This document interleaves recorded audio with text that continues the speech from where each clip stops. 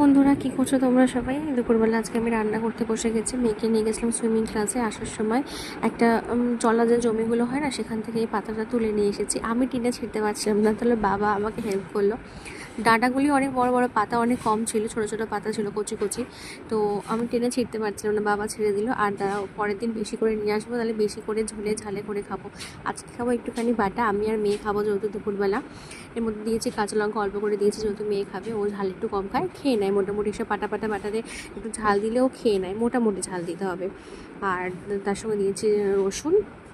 এখানে মিক্সির মধ্যে আমি প্রথমে একটু কালো জিরে দিয়ে নেবো, 2 চামচ মতো। আমার কালো জিরে ভর্তা খেতে ভালো লাগে, তাই জন্য একটু বেশি করেই কালো জিরে দিয়েছি। আর নুনটা আমি এখানে এখন দিচ্ছি না, কারণ নুনটা যখন পাতাটা বাটা হয়ে যাবে তারপরে কোয়ান্টিটিটা বুঝে দেবো। এখন দিলে যদি বেশি হয়ে যায়, খেতে একদম ভালো লাগবে না। আর এই যেই মাছ ভাজেছিলাম, মাছ ভাজার তেলের মধ্যে এই শুকনো লঙ্কা ফোড়ন দিয়ে, এখানে কালো জিরেও ফোড়ন দিতে পারো, আমি দিইনি যেহেতু একবার দিয়েছিলাম বেশি করে, তাই জন্য। আর জল দিয়ে পাতাটা বেটেছিলাম। শিলে বাটলে হয়তো শুকনো শুকনো বাটা হতো, কিন্তু মিক্সিতে তো তাই জন্য জল দিয়ে বাটতে হয়েছে।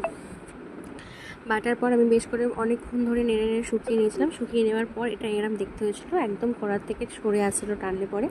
ব্যাস, এটা দিয়ে ভাত খাওয়া হয়ে গেছিলো। আর জানো তো, এই পাতাটা একটু গন্ধ ছাড়ে, কিন্তু খেতে দারুণ লাগে। এটা দিয়ে আজকে আমরা ভাত খেয়েছিলাম। চলো, টাটা।